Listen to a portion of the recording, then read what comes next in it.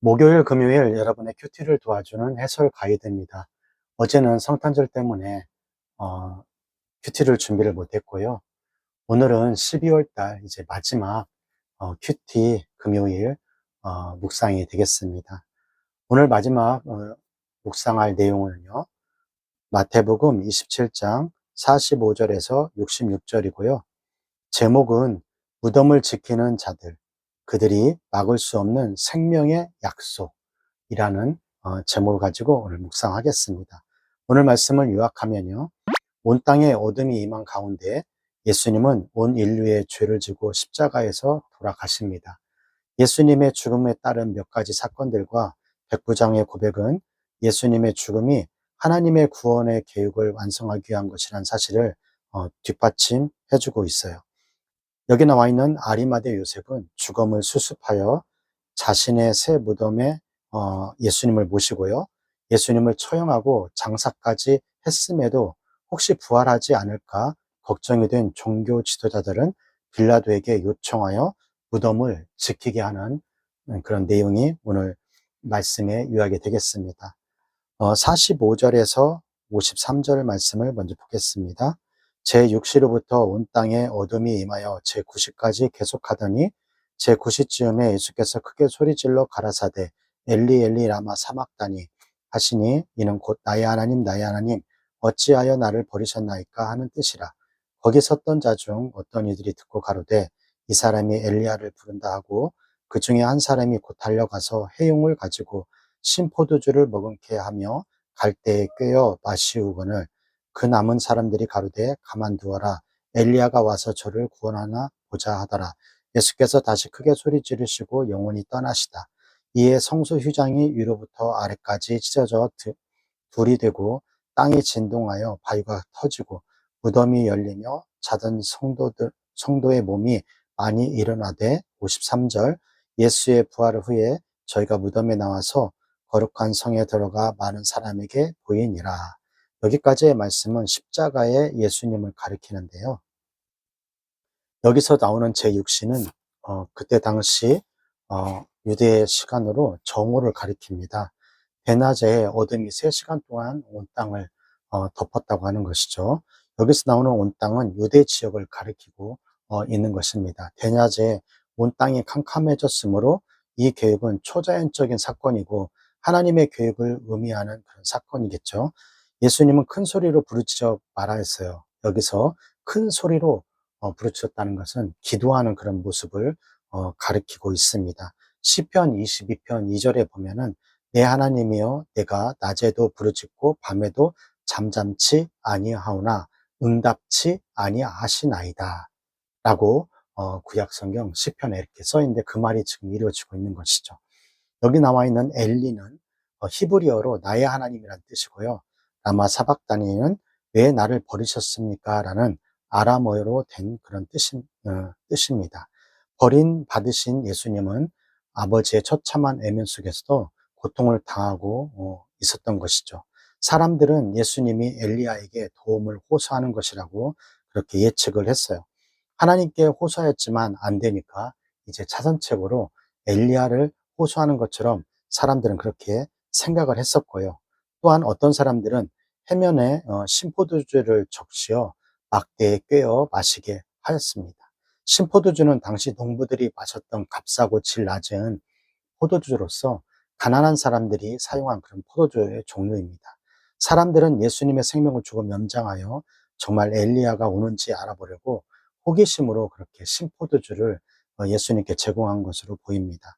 예수님은 크게 부르짖고 숨을 거두었어요. 그때 성전의 휘장이 위에서부터 아래로 둘로 쪼개지고 땅이 흔들렸고 바위가 터지고 무덤이 열리고 성도들이 많이 일어났습니다. 마태복음은 부활 뒤에 일어나는 이 사건들을 부활 이야기가 아니라 순환 이야기 속에 배치돼서 십자가의 죽음이 부활과 직결된다는 것을 말합니다. 성전 휘장이 찢어진 사건은 여러 의미가 부여되는데요. 첫 번째, 예수님의 죽음의 구원이 성취됨을 강조하고 있습니다. 예수님은 죽음 후에 성도들이 무덤에서 살아남은 하나님의 계획이 성취됨을 가리킵니다. 성도들의 부활은 예수님이 다시 세상에 오실 때 일어날 거예요. 예수님은 그러한 부활을 열었으며 또 마태복음은 선지자의 시각으로 부활이 현재 일어난 것처럼 그렇게 강조하고 있는 것입니다. 어, 성전 휘장이 찢어진 그 두 번째 그 의미는요. 하늘의 비밀이 제시됨을 가리킵니다.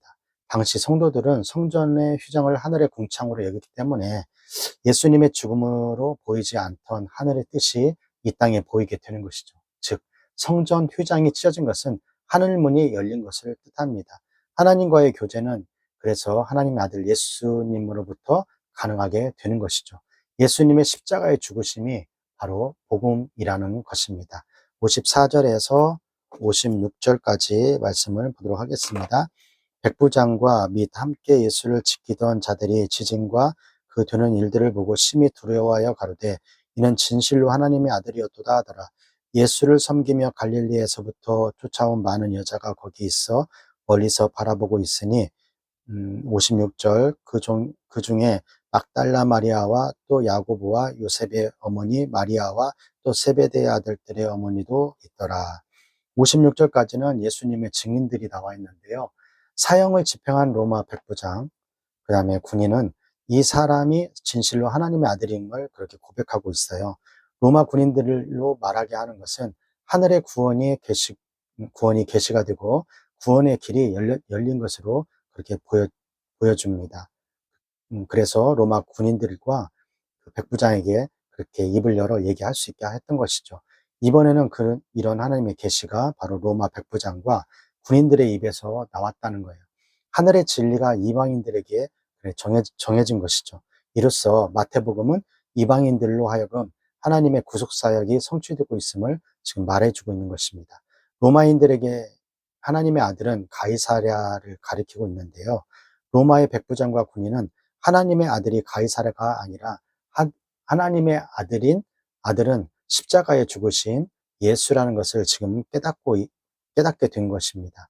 군인들은 이제껏 하나님의 아들은 황제에게 순종하였으나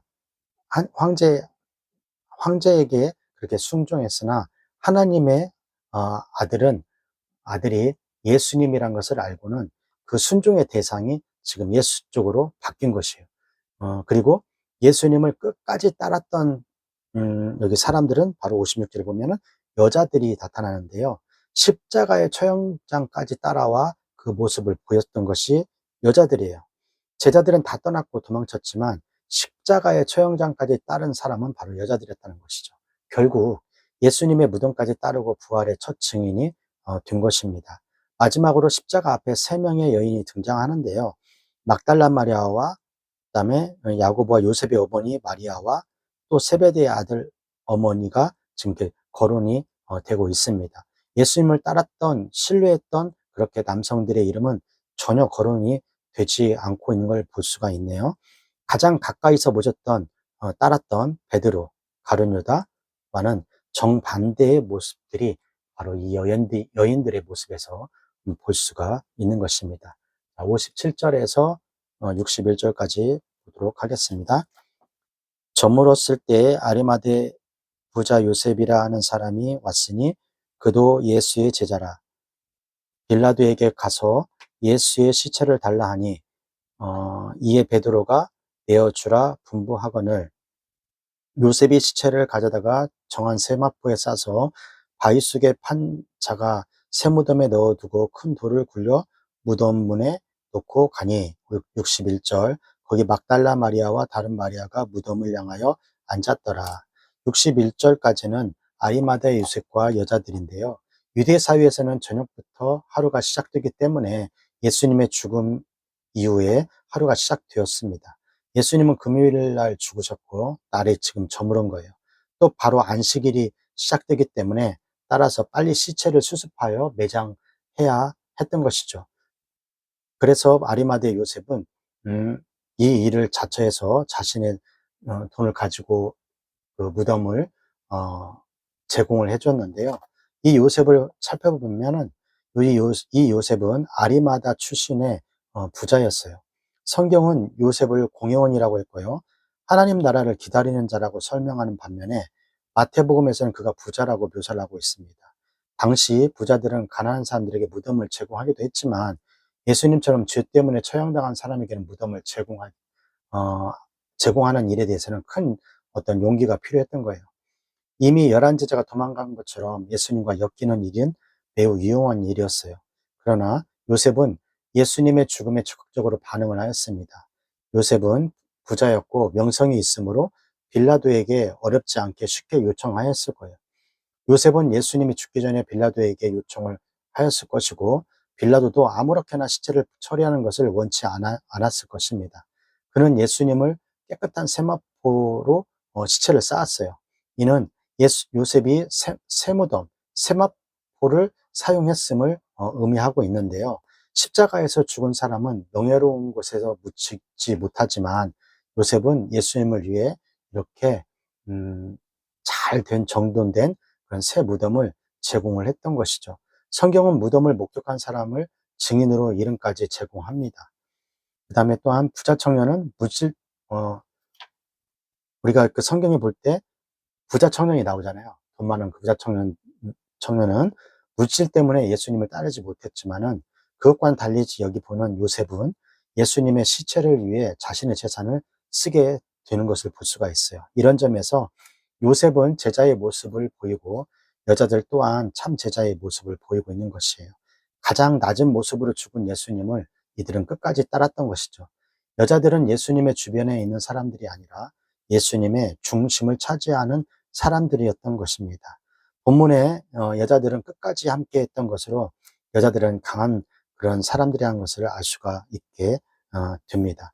예수님을 이익으로 삼고 섬기는 사람들은 예수님이 더 이상 이익이 되지 않으면 버리고 떠나가고 믿음도 다 저버리게 되는 것이죠. 그러나 예수님 자체를 목적으로 삼는 사람은 예수님과 함께 있는 것을 최고로 가치로 최고의 것으로 여긴다는 사실입니다. 62절에서 66절 말씀 보겠습니다.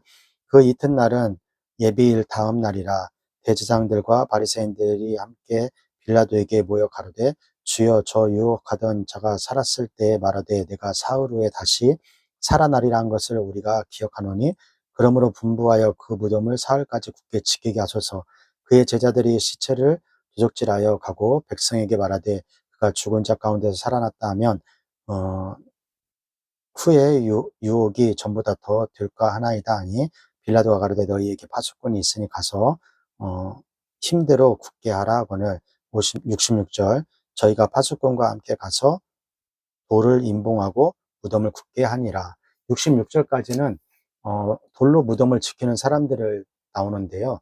대제사장과 바리새인들과 빌라도는 이 죽은 예수가 죽은 지 3일 만에 부활한다고 했으니 이것에 대한 회의를 열었어요.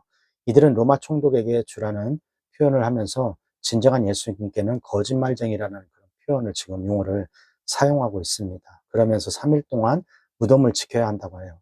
왜냐하면 예수님의 제자들이 시체를 훔치고 나서 사람들에게 예수가 부활했다고 거짓말할 것이니 무덤을 지켜야 한다고 말했던 것이죠. 유대 지도자들은 예수님이 다시 살아나면 순교자이기 때문에 순교자가 죽기 전보다 더 심각한 상황이 우려가 될 수가 있는 것입니다. 그래서 군사를 지켜야 한다는 말하고 그 말에 빌라도는 승낙을 해줍니다. 빌라도는 유대 지도자의 이야기를 들어주고 또 아리마대 요셉의 말도 들어주면서 자신의 안위를 위해 모두 입장을 들어주는 그런 행동을 취하고 있는 것이죠. 참 이상한 것은 하나님을 대표하는 자들이 이방인들과 함께 하나님의 계획을 가로막고 있는 것이죠. 그러나 누구도 하나님의 계획을 막을 수는 없습니다. 하나님께서는 천사를 보내 인간의 안전장치인 돌을 제거하시고 하나님은 그 돌을 하나님의 도구로 사용하고 있는 것입니다. 하나님의 계획을 막는 돌은 일시적으로 성공한 것처럼 보이나 그 돌은 반드시 제거가 된다는 것을 여러분 잊지 마시기 바랍니다. 자, 여기까지가 마태복음 27장 45절에서 46절 말씀이 되겠고요. 오늘 말씀을 통해서 우리는 무엇을 묵상하고 또 무엇을 적용해야 할까요? 첫 번째, 죽음을 통해 생명과 화목의 길을 여셨어요. 예수님의 죽음으로 성전 휘장이 찢어진 것은 이제 성전도 기물도 재물도 지상도 아무것도 필요가 없게 된 것이죠. 이제 영원한 성전 제사장이신 예수님 안에서 하나님께 나아가는 산 길, 새로운 길이 열린 거예요. 첫 번째 사람인 아담은 이 땅의 사망을 그리웠지만 마지막 아담이신 예수님은 순종으로 이 땅에 새 생명을, 거룩한 생명을 가져온 것입니다. 오늘도 여러분 자리에서 예수님 말씀을 잘 따르고 있는지 여러분 한번 돌이켜 보시기 바랍니다. 두 번째, 예수님은 십자가에 죽으시고 무덤에 장사 지셨습니다. 만약 예수님이 죽지 않으셨다면 빌라도는 예수님의 시체를 놔줄 수 없을 것이고 아리마대 요셉은 예수님을 장사 지낼 필요가 없는 것이죠. 끝까지 예수님을 죽음을 목격한 자들은 장사 지내는 것까지 목격을 하였으며 예수님을 죽인 자들이 경비병을 보내어 예수님을 지킬 필요도 없었을 것입니다. 그렇기 때문에 예수님은 틀림없이 죽으셨고 틀림없이 장사되었고 틀림없이 부활하셨습니다. 우리를 살리시기 위해 무덤에 들어가신 예수님을 오늘도 여러분 깊이 묵상하시길 바랍니다. 그리고 요셉과 여인들처럼 위태로운 길을 마다하지 않고 자신의 전부를 내어드리고도 아까워하지 않고 기쁠 때나 슬플 때나 그 길을 항상 신실하게 따라갔던 그런 참된 제자 아리마대 요셉과 그 여인들처럼 그런 참된 제자가 되시기를 주님의 이름으로 축원합니다. 오늘 또 여러분 있는 자리에서 그런 하나님의 역사를 경험하는 복된 하루가 되시기를 주님의 이름으로 바랍니다. 오늘 교육부 9호 마지막으로 2024년 마지막으로 외치고 오늘 큐티 마치도록 하겠습니다. 교육부 9호 시작! 공부 잘해 남주자, 돈 많이 벌어 남주자, 은혜 많이 받아 남주자.